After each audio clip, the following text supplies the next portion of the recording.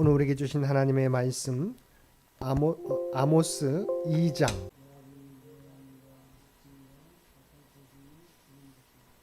내가 그 중에서 재판장을 멸하며 지도자들을 그와 함께 죽이리라 여호와께서 말씀하시니라.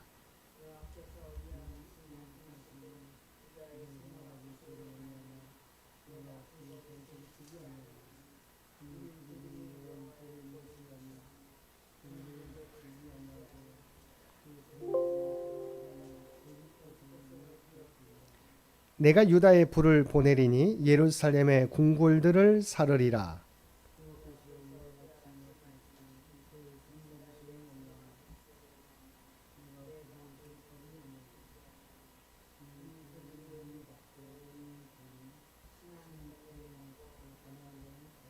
힘없는 자의 머리를 티끌먼지 속에 발로 밟고 연약한 자의 길을 굽게 하며 아버지와 아들이 한 젊은 여인에게 다녀서 내 거룩한 이름을 더럽히며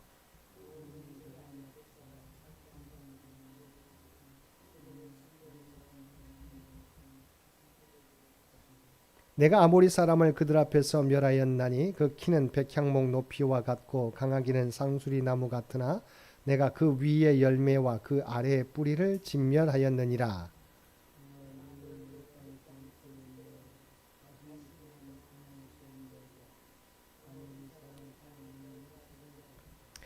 또 너희 아들 중에서 선지자를 너희 청년 중에서 나실인을 일으켰나니 이스라엘 자손들아 과연 그렇지 아니하냐. 이는 여호와의 말씀이니라.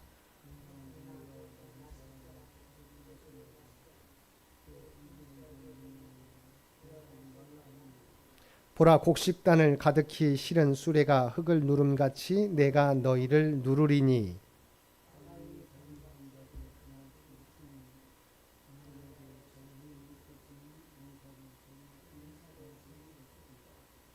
활을 가진 자도 설 수 없으며 발이 빠른 자도 피할 수 없으며 말 타는 자도 자기 목숨을 구할 수 없고 용사 가운데 그 마음이 굳센 자도 그날에는 벌거벗고 도망하리라. 여호와의 말씀이니라. 아멘. 오늘도 말씀과 기도로 목요일 하루를 시작하는 우리 모든 성도들 가운데 하나님의 놀라운 은혜가 언제나 함께하여 주시기를 주님의 이름으로 간절히 축원드립니다. 오늘 통독할 말씀은 아모스 1장에서 5장까지 말씀입니다. 그리고 오늘 살펴볼 말씀은 아모스 2장의 말씀입니다. 아모스 2장의 말씀입니다. 먼저 아모스서는 남북 분열 왕국 시대 중 남북 왕국이 공의, 정치, 경제, 군사적으로 최절정기였던 시대, 곧 북이스라엘 제13대 왕 여로보암 2세와 남유다 제10대 왕 우시야 시대를 배경으로 남유다 드고아의 목자 출신의 선지자 아모스가 북이스라엘의 정치 중심지이자 수도인 사마리아와 북이스라엘의 종교 중심지였던 베델에서 우상 숭배와 사회 정의가 붕괴된 북이스라엘을 대상으로 하여 선포한 여호와의 심판 예언을 기록한 책입니다. 먼저 2장 1절에서 3절은 이스라엘 주변 열국 중 마지막 6번째로 모압에 대한 심판 예고의 내용이 담겨 있습니다. 아모스는 선민, 특히 그의 예언의 주 대상인 북이스라엘에 대한 심판 예언을 기록하기에 앞서서 먼저 이방 나라들에 대한 심판 예언을 기록하고 있습니다. 이는 이방 나라들에 대한 심판 예언을 통해서 북이스라엘로 하여금 아모스 자신의 메시지에 귀를 기울이게 하는 효과를 얻고 더 나아가서 남유다 출신인 그가 북이스라엘에 대한 심판 예언을 하는 것이 북이스라엘에 대한 편견에서 비롯된 것이 아니라 만민을 공의로 다스리시는 하나님에게서 비롯된 것임을 강조하기 위함입니다.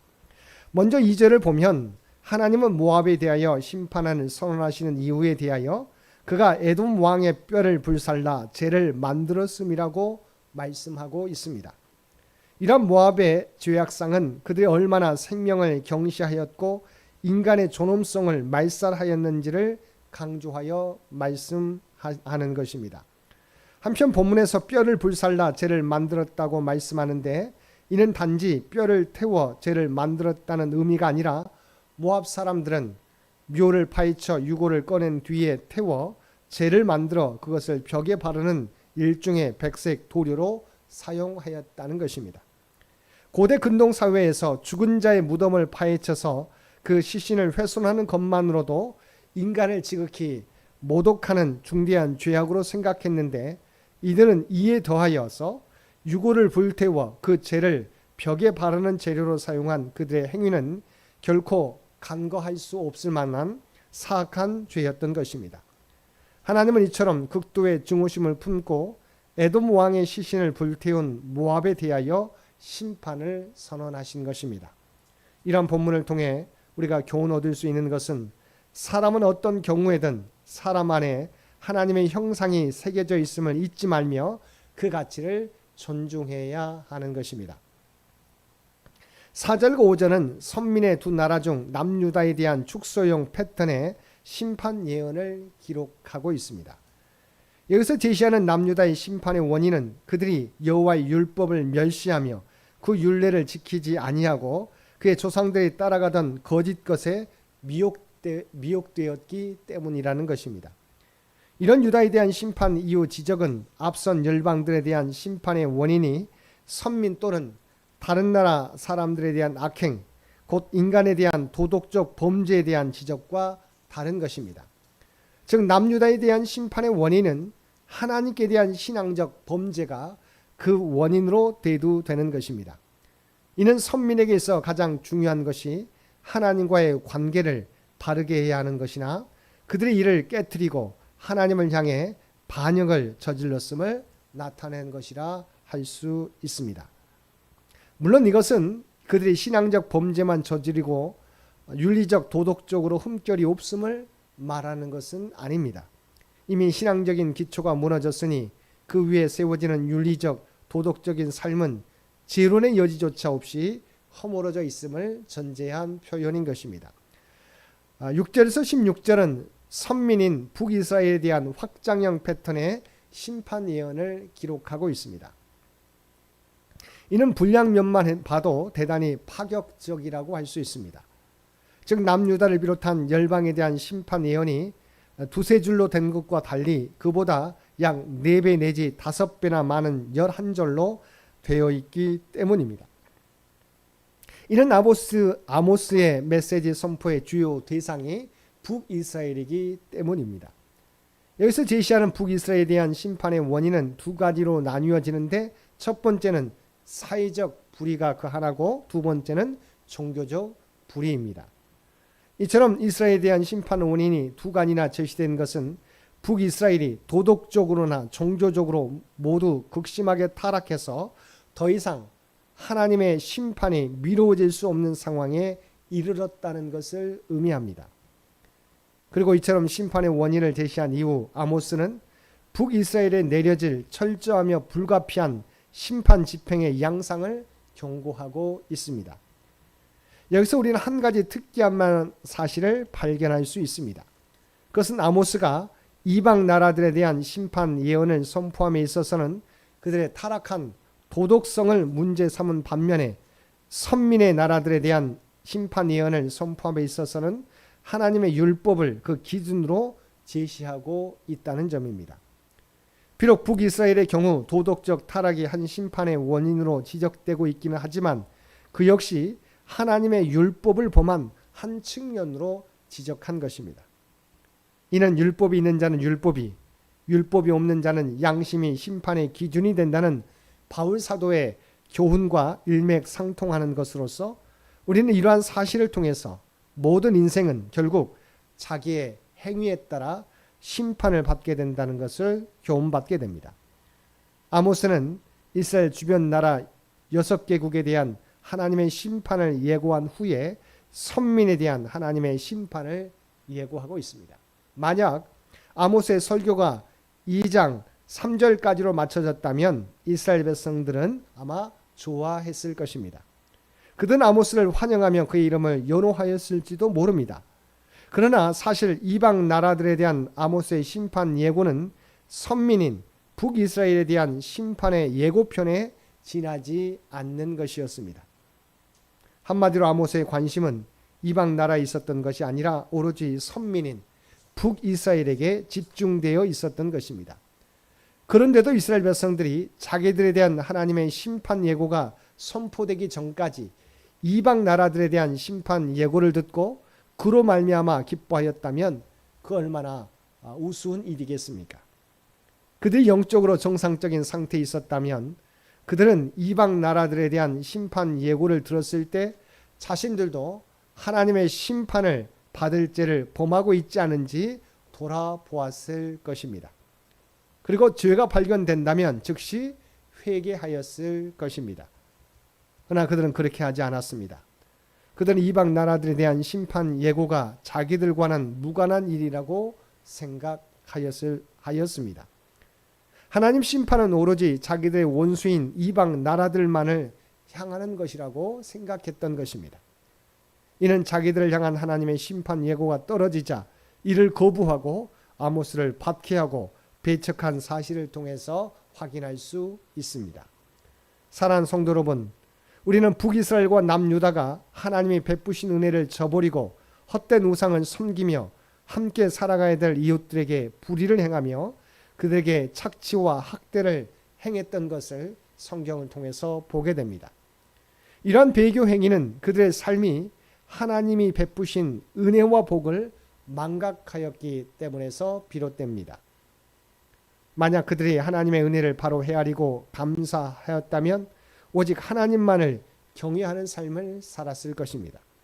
또 자신들을 공공하고 고통스러운 노예 생활에서 해방시켜 자유로운 삶을 살게 하신 하나님의 은혜에 감사하며 그 받은 은혜와 복을 나누는 삶을 살았을 것입니다.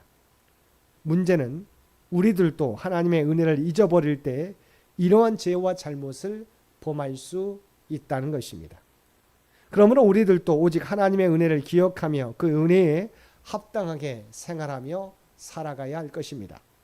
오늘도 주님의 은혜를 기억하며 그 은혜에 합당한 삶을 살아감으로 오직 하나님의 뜻과 하나님의 영광만을 드러내며 살아가는 저와 여러분 모두가 되시기를 주님의 이름으로 간절히 축원드립니다. 함께 기도드리겠습니다.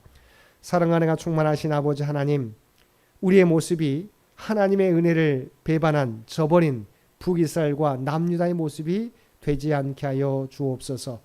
오직 베푸신 주님의 은혜와 사랑을 기억하며 그에 합당한 삶을 살아가는 우리 모두가 되게 하여 주옵소서. 우리의 사명을 기억하며 이 땅에서 구별된 삶을 통하여 오직 하나님의 뜻을 이루며 살아가는 우리 모두가 되게 하여 주옵소서.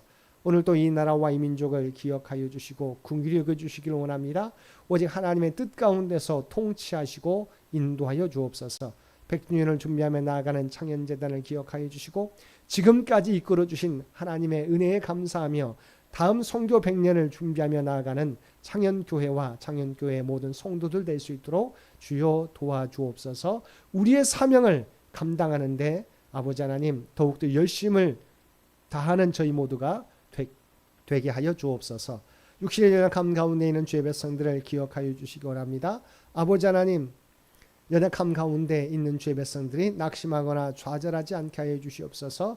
늘 주님과 교통하며 살게 하여 주시고 그들이 주 앞에 올려드리는 모든 기도가 주님의 뜻 가운데서 응답받게 하여 주옵소서. 그리하여 하나님의 놀라운 치유와 회복의 은혜를 경험하며 날마다 주의 평안을 누리며 살아가는 주의 백성들 모두 되게 하여 주옵소서. 다음 미래에 주역되는 사랑하는 자녀 손들을 위해 기도드립니다. 아버지 하나님, 어두워져가는 세상 가운데 세상 속에 살아가지만 믿음을 잃어버리지 않게 되기를 원합니다. 또한 하나님이 주신 지혜와 능력을 통해서 하나님의 꿈과 비전을 준비해가고 성취해갈 수 있는 귀한 자녀들 모두 되게 하여 주옵소서. 오늘도 우리에게 복된 하루를 허락해 주신 것 진심으로 감사드립니다. 아버지 하나님, 언제나 주님과 동행하며 살아가는 주의 백성들 모두 되게 하여 주옵소서. 또한 우리가 하나님의 거룩한 백성, 구별된 백성, 구원받은 백성이라고 하는 정체성을 잃어버리지 않게 하여 주옵소서. 그리하여 우리가 발을 딛고 사랑하는 삶의 현장 가운데 그리스도의 아름다운 향기와 선한 영향력을 나타내며 살아가는 주의 백성들 모두 되게 하여 주옵소서. 특별히 오늘 출국하게 되는 유롱지 집사님 가정 가운데 함께하여 주시어서 타국에서 새롭게 시작하는 아버지 하나님 삶이 우리 주님과 동행하는 삶이 되게 도와주옵시고 어느 곳에 있든지 아버지 하나님 영적으로 서로 교통하며 하나님의 뜻을 이루고 좋은 소식이 오고 갈 수 있도록 주여 도와주옵소서. 또한 영국으로 출국하게 되는 우리 신보 집사님의 아들 가정 위에도 함께해 주시어서 아버지 늘 동행하여 주시옵시고 하나님의 뜻과 영광을 나타내는 복된 믿음의 가정 될 수 있도록 귀한 은총 허락하여 주옵소서. 이 모든 간구 우리를 구원하여 주신 예수님의 이름으로 간절히 기도드리옵나이다. 아멘.